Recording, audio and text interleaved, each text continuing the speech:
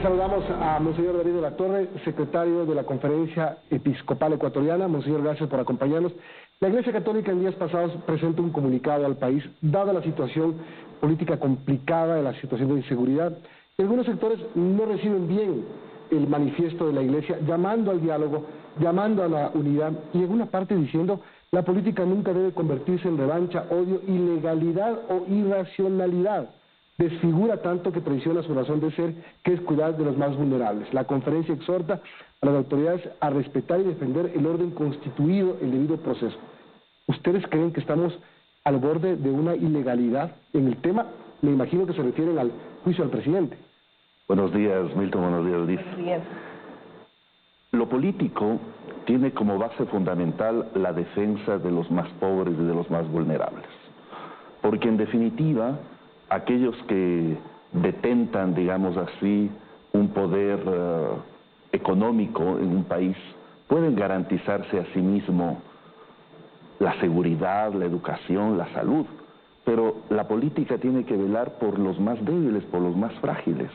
Y en definitiva, desde hace 3 meses, estamos abocados a un espectáculo en el que se acusa al presidente de una cosa, al día siguiente se lo acusa de otra, la Corte Constitucional hace su pronunciamiento, delimita claramente la causal del juicio político y se escucha voces de asambleístas que dicen que en definitiva no importan las pruebas sino los votos. Y yo creo que esa afirmación es una afirmación grave, porque en definitiva los asambleístas tienen que velar por el bien del país.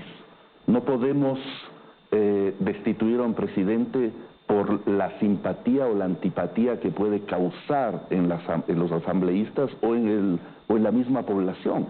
Porque bajo ese pretexto, ningún presidente de América Latina en estos momentos debería quedar en el poder. Pero quienes se pronunciaron, monseñor, en rechazo a ese comunicado, también decían: ¿por qué no están en sintonía quizás con lo que sienten los ecuatorianos? Que hay una deuda por parte también del gobierno en el cumplimiento de sus ofrecimientos de campaña, que hay ámbitos que están descuidados. ¿Por qué debería continuar el presidente Guillermo Lasso y concluir su mandato? Nosotros no estamos defendiendo al presidente Guillermo Lasso.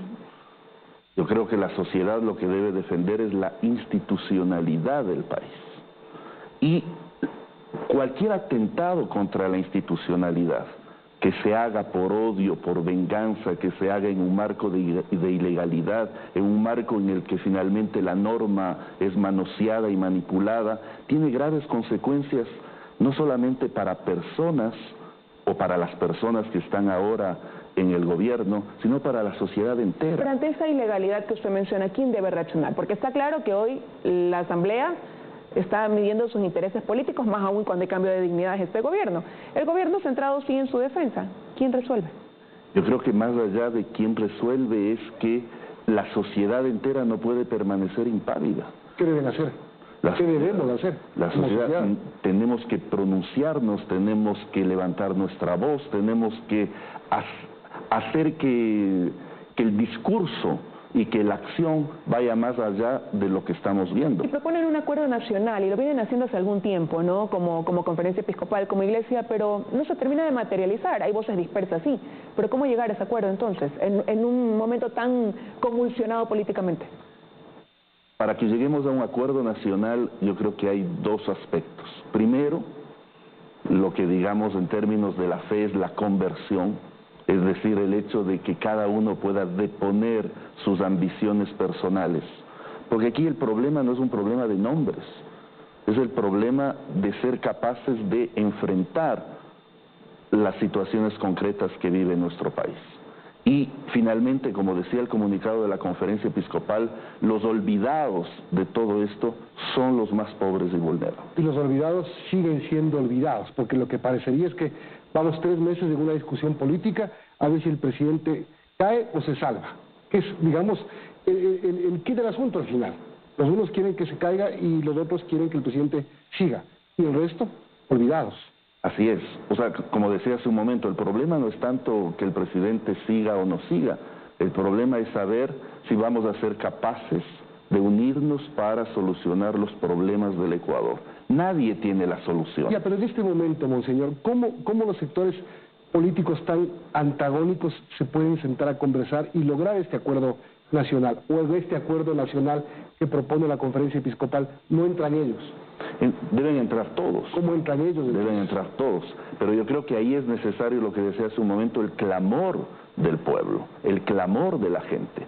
Para mí el problema no es que la Conferencia Episcopal haya emitido un comunicado. El problema es que seamos los únicos que somos capaces de levantar nuestra voz para decirle al Ecuador que las cosas no están bien. Entonces deberían hacer lo mismo las cámaras, los sectores sindicales, al unísono. Los periodistas, los medios de comunicación, porque no podemos ser espectadores de lo que está sucediendo. Aquí da la impresión de que lo que sucede en la Asamblea o de lo que sucede con el Estado o con el gobierno es un asunto de ellos. No es un asunto de ellos. Pero ¿y habrá el tiempo, monseñor? Se lo pregunto porque retrocedo en el tiempo. ¿Y cuánto costó que se logren sentar a la mesa, por ejemplo, los movimientos indígenas con el gobierno para poder hasta ahora, porque se sigue dando seguimiento a lo que se delineó en esas mesas de diálogo, ¿no? ¿Hay el tiempo ahora? Porque ya está corriendo el reloj para este juicio político. Hay tiempo si somos capaces de pensar en el Ecuador. Nosotros hacíamos también un exhorto a la conciencia de todos aquellos que han recibido de parte del pueblo un mandato. ¿Qué esperan de la Asamblea? ¿Qué esperan del gobierno? ¿Qué esperan de la Corte Constitucional? Yo creo que esperamos de todos el fiel cumplimiento de la norma, esperamos de todos que antepongan sus intereses personales y que piensen en el Ecuador. ¿Debe pronunciarse la Corte Constitucional ante esto? Por supuesto. La Corte Constitucional tiene que garantizar que todo aquello que se ha hecho hasta este momento después de su dictamen está enmarcado en el orden constitucional. ¿Deteniendo el proceso o avalando el proceso? Tienen que salir a decir. La Corte Constitucional está en la obligación de decirle al país que lo que estamos viviendo y que lo que se está haciendo responde a la norma constitucional. ¿Qué pasa, monseñor, si el silencio se mantiene? Analicemos escenarios. ¿Qué pasa si se reúnen los votos para censurar y destituir a Guillermo Lasso? ¿Qué pasa si continúa con oxígeno y logra avanzar en el cumplimiento de su periodo? Yo creo que lo que estamos viviendo es una lección para todos, no solamente para el gobierno, sino también para nosotros como ciudadanos. Insisto, no podemos ver esto como un problema ajeno. Estamos jugando el futuro de los niños y jóvenes de este país. Para mí lo más triste es cuando encuentro un joven que su única aspiración es dejar este país porque no encuentra aquí un futuro, no encuentra aquí una esperanza, no encuentra aquí una palabra que lo levante y que lo anime para luchar por un Ecuador mejor. Ahora, sí se puede, yo también creo que sí se puede, porque si es que se pudo, lo de julio a octubre del año pasado, después de tanta violencia, después de tanto resentimiento, sentarse todas las partes y llegar a un acuerdo, usted estuvo ahí, usted los vio todos los días, entonces sí se podría. Por supuesto. Por supuesto. Pero ahí ustedes fueron mediadores. ¿Volverían a actuar? ¿Estarían dispuestos a ser mediadores en este momento? ¿O ya no se meten nomás? La Conferencia Episcopal Ecuatoriana tiene una misión con el país, con el Ecuador. Ahí donde no está el Estado está la Iglesia. Ahí donde el Estado está ausente, la Iglesia está volviendo a tejer todos los lazos sociales. Entonces, nunca la Conferencia Episcopal dará la espalda al Ecuador y a sus responsabilidades. ¿Qué más se puede hacer? Aparte de una comunicación pública al país, una comunicación directa hacia la Presidencia de la República, hacia la Asamblea Nacional, ¿lo intentarían ustedes? Por supuesto, por supuesto. Pero también hay algo que va en la línea de un llamado a la conciencia y de un recurso, digamos así, a la espiritualidad, a Dios. Este sábado, en todas las iglesias del país, mañana a las 12 del día se va a tocar las campanas y se rezará el Ángelus pidiendo la paz y la reconciliación en este país. Para la vigilia de Pentecostés también. Porque aquí tenemos que hacer que haya también una veta espiritual, una vertiente espiritual que sea capaz de vencer el mal y de vencer todos los caminos de muerte y de destrucción. ¿Pudiera ser que para algunos de esos consensos vengan después de lo que ocurre en este juicio político? Más bien con el cambio, dicen ellos, saliendo Guillermo Lasso con los que quede.